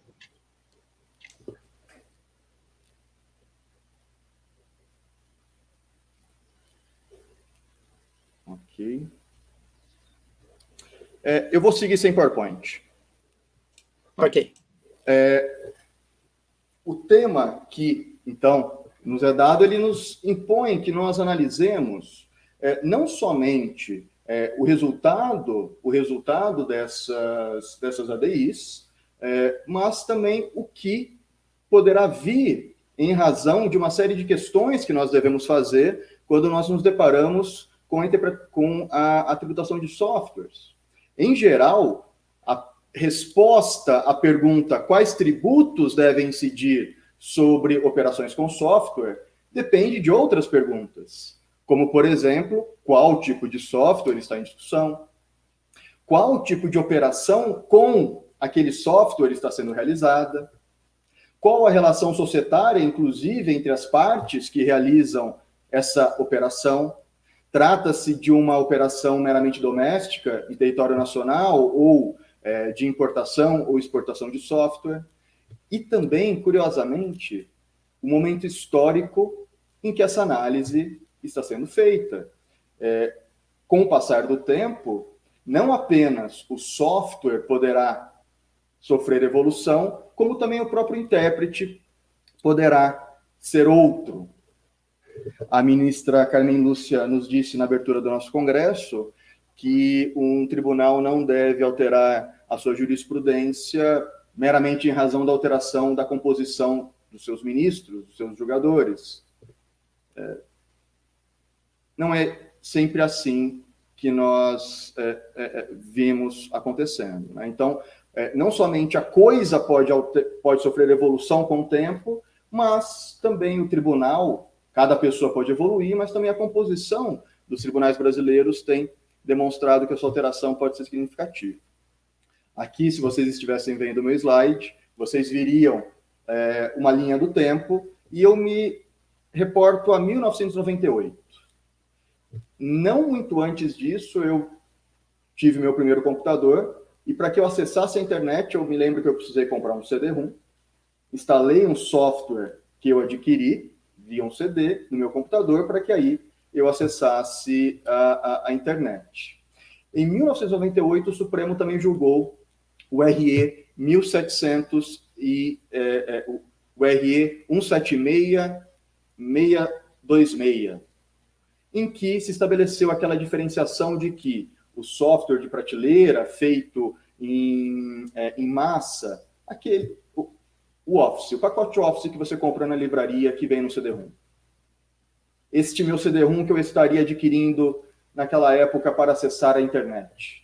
Se houvesse aquele suporte físico de algo feito em massa, deveria incidir o ICMS. Agora, se fosse um software desenvolvido, customizado, desenvolvido com especificidades para uma determinada pessoa, por encomenda, então haveria incidência do ISS.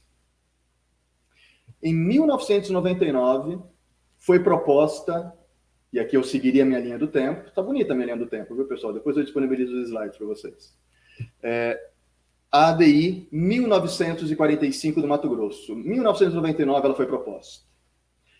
Em 2021, agora, meses atrás, ela foi julgada definitivamente. Mas ela foi proposta em 1999, em face de uma lei do Estado do Mato Grosso, que estabeleceu a incidência do ICMS sobre operações com um programa de computador, ainda que realizadas por transferência eletrônica de dados.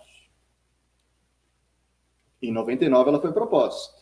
Em 2010, foi julgada a medida cautelar na ADI 1945, nesta ADI, em 2010, em que o tribunal disse, olha, nós precisamos evoluir, abre aspas. O tribunal não pode se furtar a abarcar situações novas, consequências concretas do mundo real, com base em premissas jurídicas que não são mais totalmente corretas. O apego a tais diretrizes jurídicas acaba por enfraquecer o texto constitucional, pois não permite que a abertura dos dispositivos da Constituição possa se adaptar a novos tempos, antes imprevistos. Aqui o Supremo Tribunal Federal decidia que mesmo softwares cujo download se realizasse por via eletrônica, mas que fosse um software em massa, de prateleira, deveria sim se submeter à incidência do ICMS. Para essa decisão, o Supremo, em 2010, disse, estamos evoluindo. Avançando para 2021, O julgamento definitivo, então, da ADI 1945, em conjunto com a ADI 5.659, de Minas Gerais, decidiu-se, é preciso evoluir. E esta evolução agora exige uma mudança, de uma forma que pouco interessa se o software é customizado ou feito em massa. Deve haver a incidência apenas e exclusivamente do ISS. Nós vamos analisar as consequências dessa decisão, mas o meu slide seguinte traria uma linha do tempo paralela.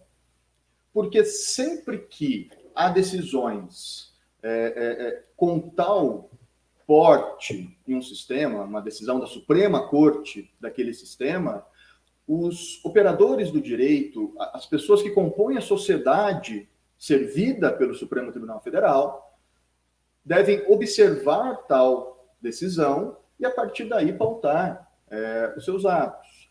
A ministra Carmen Lúcia nos disse na sua palestra do primeiro painel deste congresso que o direito nos traz essa sensação, e ela nos disse algumas vezes a ilusão, de segurança. Mas quando nós nos portamos embasados em decisões como da Suprema Corte, devemos ter aí uma confiança de que estamos indo no caminho certo. Então, uma linha do tempo paralela a essas decisões do Supremo mostram uma evolução deste tema também. Temos o legislador, também em 98, no mesmo ano daquela decisão do Supremo Tribunal Federal, estabelecendo aqui duas leis importantes, a Lei 9.609, de 98, que traz a proteção da propriedade intelectual dos programas de computador, e a Lei 9.610, a lei seguinte, de 98, que traz a proteção de direitos autorais.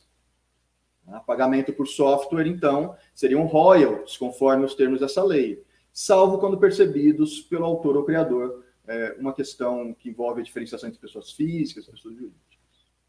Em 2003, vem a Lei Complementar 116, em que há uma decisão do legislador complementar, que agora, em 2021, o Supremo Tribunal Federal disse precisamos respeitar, que dirimiu o conflito de competência entre ICMS e ISS, estabelecendo no item 1.05 da lista anexa, que estaria sujeito, mediante lei ordinária de cada município, naturalmente, mas estaria sujeito à incidência do ISS, o licenciamento ou cessão do direito de uso de programas de computador. Lembrando que no Brasil, a cessão do direito de uso de um programa de computador exige necessariamente o seu licenciamento. Em 2015 e 2017, talvez também valha a pena colocar nessa linha do tempo manifestações do CONFAS, que dizem respeito ao ICMS, exatamente refletindo aquela decisão do Supremo Tribunal Federal, que dizia esta modalidade de software está sujeita ao ICMS. Nós temos, por exemplo, o convênio CONFAS 181 de 2015, convênio CONFAS 106 de 2017, que tratam da incidência do ICMS sobre essa modalidade de programas de computador. Mesmo diante da existência de todas essas manifestações, não é raro ouvir de profissionais que atendem empresas do setor de tecnologia, que muitas delas estavam, sim, recolhendo ISS sobre essas operações de softwares customizados, porque havia realmente um receio de que tal posição não fosse mantida. Uma prova da desconfiança que vige no nosso sistema, mesmo havendo uma série de posições de diversos órgãos para um caminho, mas também uma lei complementar indo em outro. Em 2019, e aqui eu trago um gancho para tratar de muitas outras consequências que nós temos quando nós temos um sistema complexo como o nosso. Nós temos o ISS, nós temos o ICMS, mas há uma série de outros tributos também incidentes sobre tais operações, como PIS, COFINS, será que incide? Imposto de renda retido na fonte para operações no exterior, CID, será que há incidência? E aí nós temos em 2019 a solução de divergência COSIT, número 2 de 2019, que dizia não incide não incide PIS e COFINS para o pagamento realizado ao exterior, para a remessa realizada ao exterior, como remuneração à importação de licença de uso de software. Por quê? O que está sendo pago é um royalty, observando a lei de 98, a lei ordinária. A solução de divergência não se baseou no entendimento do Supremo, não entrou nessa dicotomia entre ISS ou o ICMS. A solução diz, é um royalty, não é um serviço. Logo, não há incidência de PIS e de COFINS. Nós temos a solução de consulta COSIT também, de 2019, que diz, não incide a CID, não incide PIS e COFINS, também sobre a importação da licença de comercialização e distribuição de royalties, de software. Nós vamos ver aqui no slide seguinte que essa é uma operação bastante distinta. Ou seja, nós temos aí uma posição da Receita Federal que também pode ser influenciada por este julgamento do Supremo Tribunal deste momento. O Supremo Tribunal Federal, a sua decisão, inicialmente, ou sobre uma perspectiva, foi baseada na existência de lei complementar. Então, se reclamou aqui a adoção de um critério objetivo da solução dada pela lei complementar. Mas se avançou, os ministros eles fundamentaram sua decisão. Professor, pois não? Professor, desculpa interrompê-lo em nome da nossa amizade, já pedindo desculpas. Nós estamos com o tempo um pouco estourado, eu sei que nós tivemos problemas técnicos, mas só para te avisar aí do nosso tempo. Obrigado. Claro. Aqui é importante apenas então, já fazendo um gancho com o que disse o professor Paulo Aires Barreto, a decisão do Supremo, ela se baseou muito na existência de um engenho humano no software.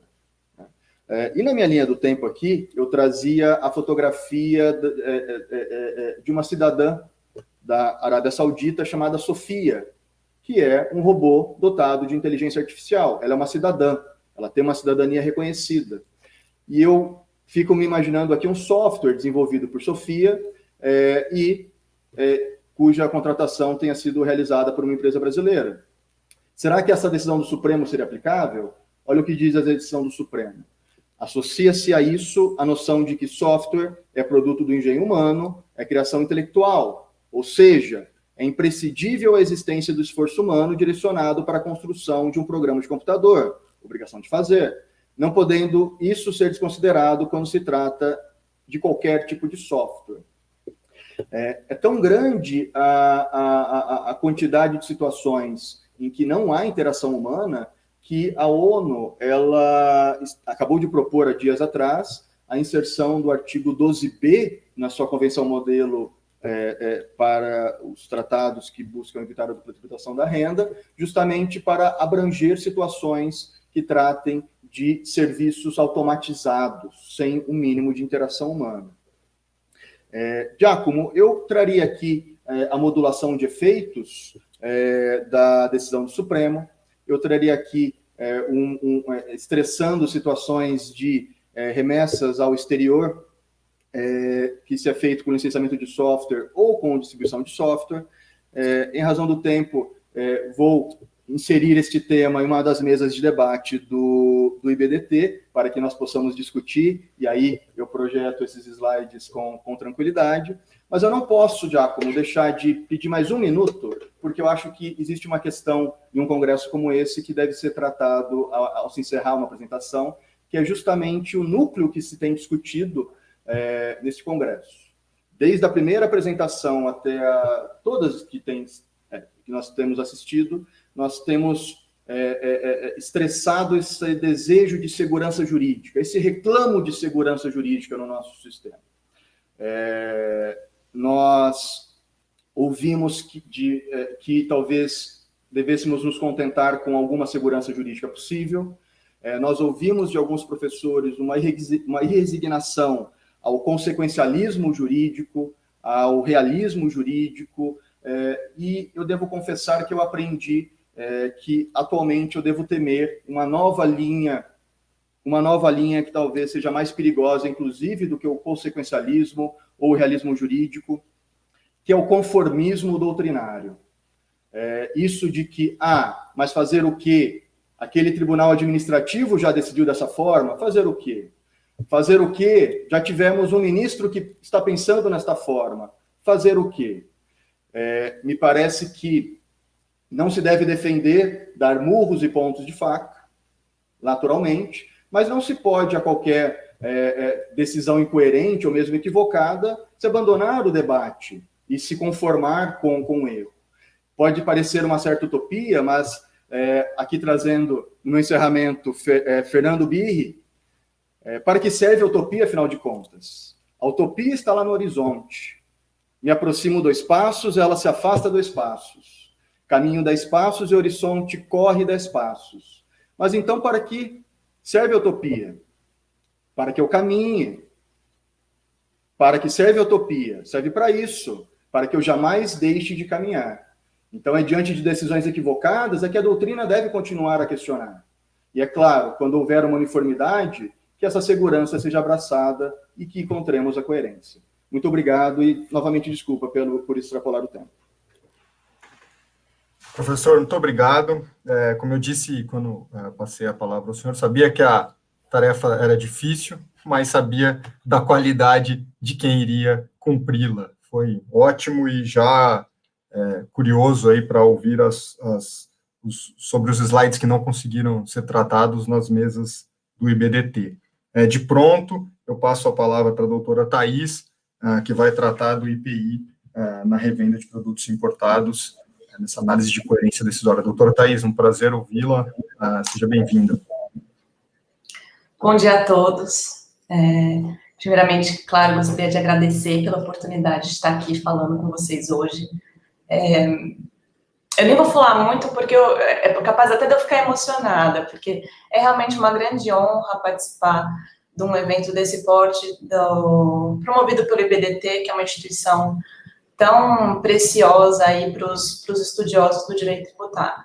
E nesse momento da minha vida que eu começo a falar ao lado dos meus professores, né, professor Paulo Aires, é realmente, assim, algo que emociona. E foram cruéis comigo, né, Ricardo Maia, que eu agradeço muitíssimo pelo convite, Ricardo e Maris, me colocaram por último para falar numa mesa de pessoas brilhantes, né, que apresentaram aí temas tão relevantes com tanta capacidade. Vou tentar aqui trazer algumas considerações interessantes sobre esse tema que me foi incumbido hoje, a respeito do IPI na revenda de produtos importados, né, que foi fixado no tema 906 do Supremo, né, que, ao final das contas, o que foi decidido, né, começando pela conclusão do Supremo, que é constitucional a incidência do IPI também na revenda dos produtos importados, muito embora também tenha ocorrido a incidência num ponto anterior, que é no momento do desembaraço aduaneiro dos produtos importados, certo? E, então, qual que é o grande núcleo de discussão dessa decisão do Supremo, né? O Supremo superou a questão de que a pessoa que revende o produto importado, colocando no mercado nacional, não é um industrial, não pratica uma operação de industrialização. Ele é um simples revendedor, ele é comercial, e mesmo assim ele vai estar sujeito à incidência do IPI, mesmo tendo havido o IPI nessa etapa anterior do desembaraço aduaneiro, né? Então, é um caso bastante particular. Eu vou, no nosso escopo aqui, de ir atrás de coerência decisória do STF, mais à frente eu vou falar de alguns casos que tangenciam o tema, mas que não são absolutamente iguais, porque isso aqui é um problema basicamente do IPI, né? IPI revenda. Bom, então, pensando na coerência do Supremo, né, eu digo do Supremo porque a gente poderia eventualmente pensar numa coerência interinstitucional aí entre STJ e STF, que, enfim, é algo que me preocupa muito hoje em dia, mas vamos ficar aqui por conta do nosso tempo dentro do Supremo, né? Então, da interpretação sob o prisma constitucional, sob o prisma da coerência com os tratados que o Brasil também é signatário aí. E o que é interessante colocar desde logo, eu acho? Muito embora a nossa preocupação aqui seja coerência com a interpretação constitucional, o que a gente vê nesse tema em específico, que é realmente bastante interessante? Um pouco da inversão da lógica, né? Porque, muito embora o Supremo esteja aí fazendo uma interpretação enquanto guardião da Constituição do tema, né? O que a gente vê é o Supremo usando o recurso de ir ao CTN e mesmo a legislação ordinária para dar luz aos dispositivos da Constituição que estão sendo interpretados.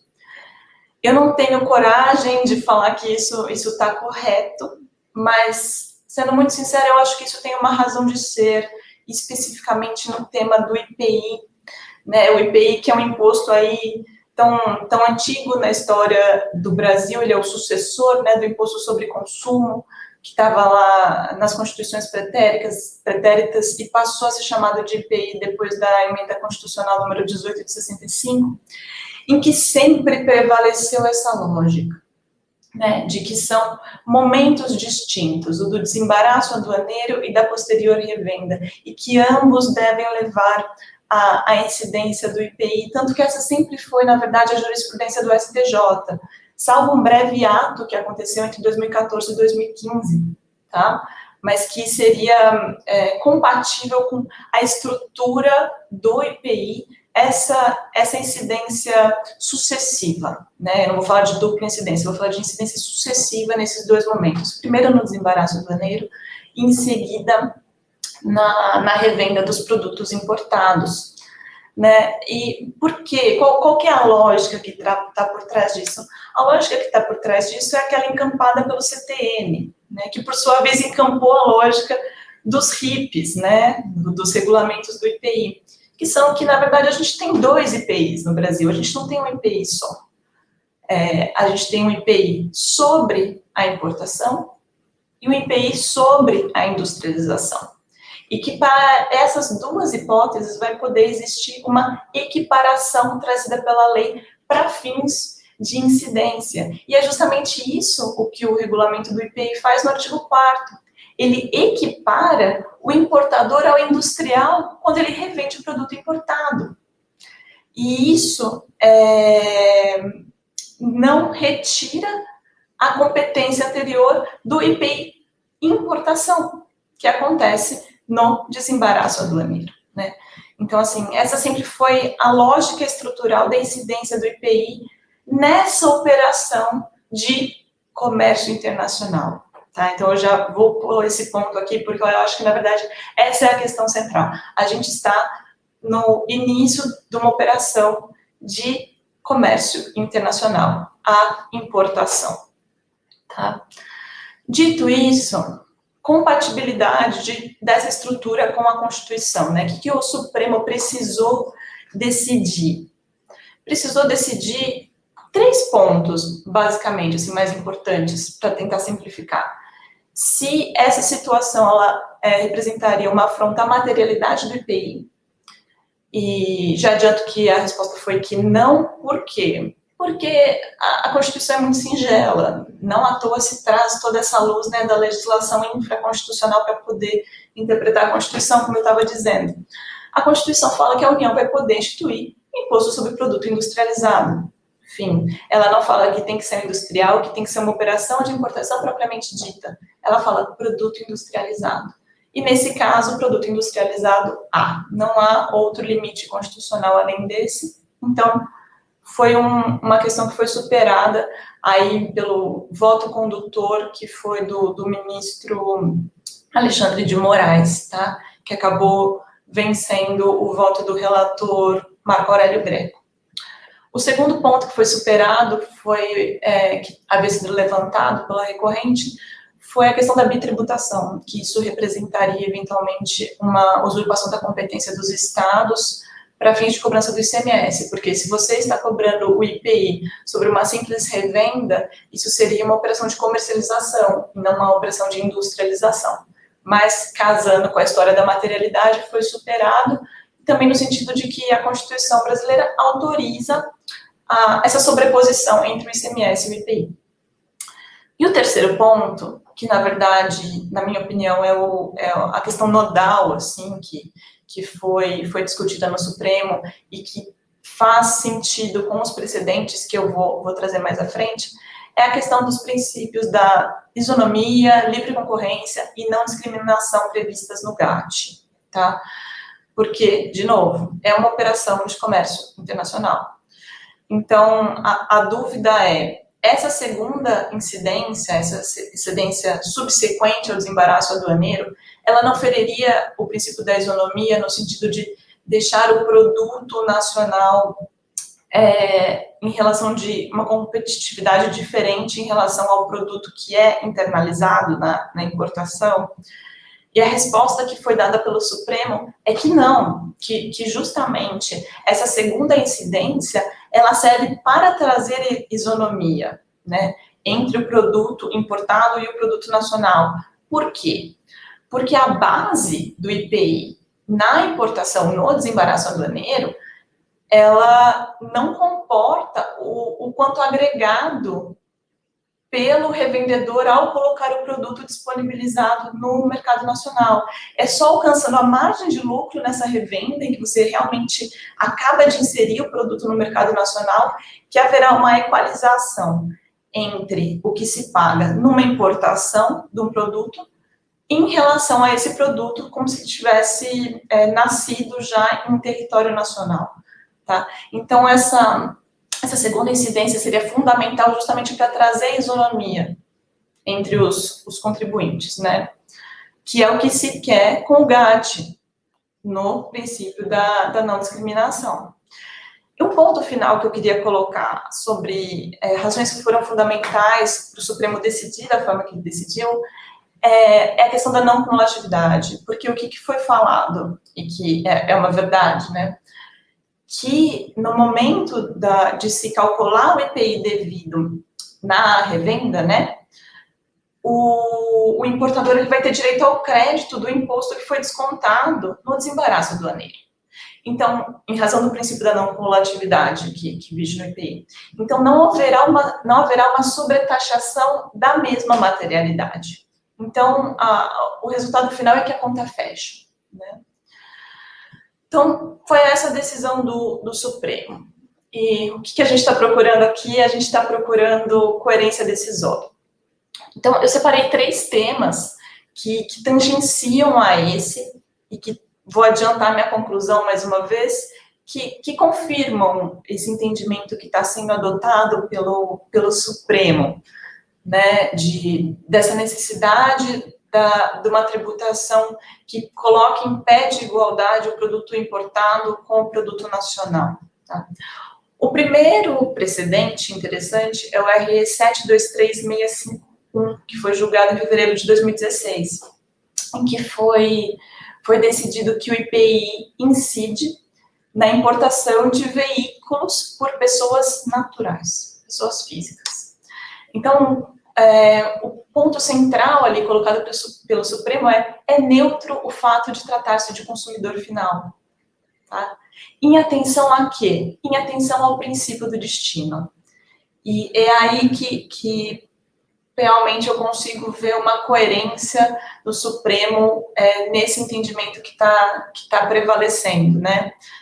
E que é a superação do entendimento anterior, tá? Em 2016, foi aí o overruling de um entendimento anterior a respeito justamente da mesma situação, da importação de veículo por pessoa física.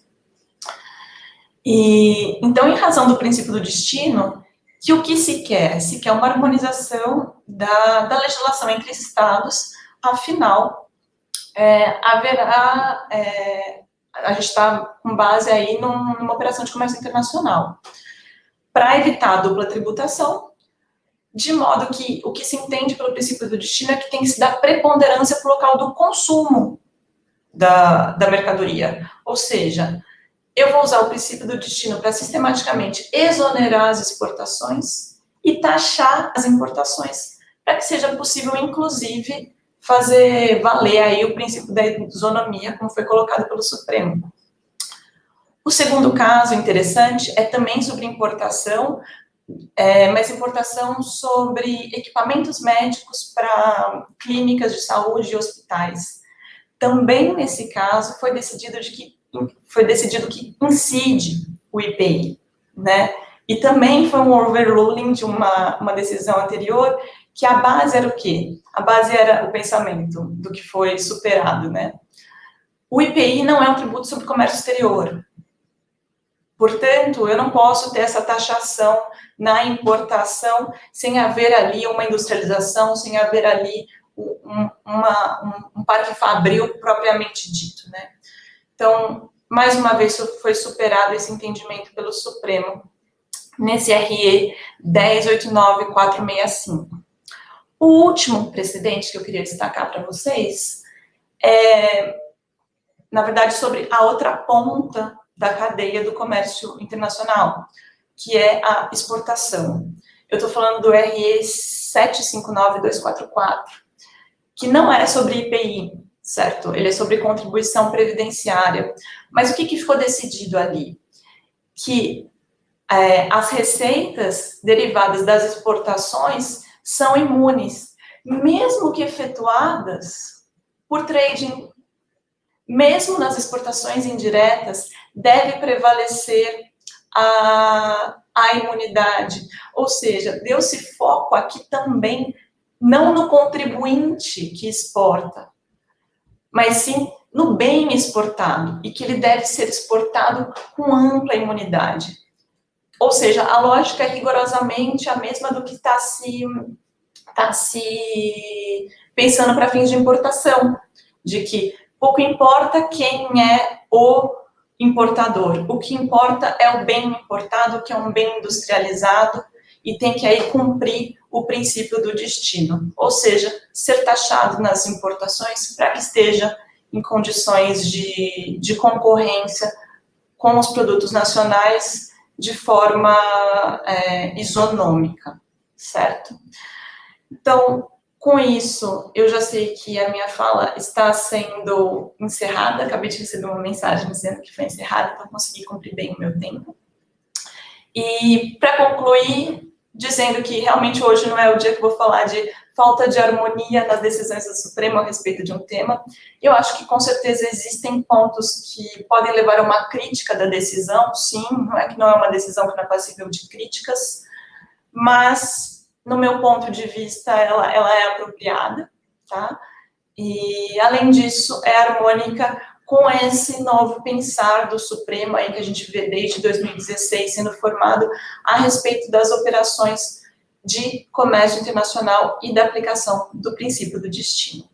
Mais uma vez agradeço e fico aí à disposição dos meus colegas panelistas e da administração. Obrigada, Diácono. Doutora Thaís, foi excelente, obrigado. Ótimas considerações. É bom ouvi-la e não tem que se desculpar por não ter trazido a incoerência. Acho que a análise foi super interessante, mostrando a coerência, isso é ótimo. Todos os nossos panelistas estão de volta à tela aqui para que eu possa agradecê-los, parabenizá-los. A gente acabou entrando no tempo dos debates, nas próprias falas, eu achei isso ótimo de alguma maneira, porque as falas foram brilhantes, trouxeram os debates nas próprias palestras. Eu gostaria de agradecê-los, parabenizá-los novamente, parabéns ao IBDT, foi um prazer estar com vocês. Queria desejar um bom dia a todos que nos assistiram, um bom final de congresso, e os eventuais debates sobre essas questões que foram discutidas hoje serão feitas, sem dúvida, na nossa mesa de encerramento do dia de hoje. Obrigado, pessoal, um prazer, um grande abraço.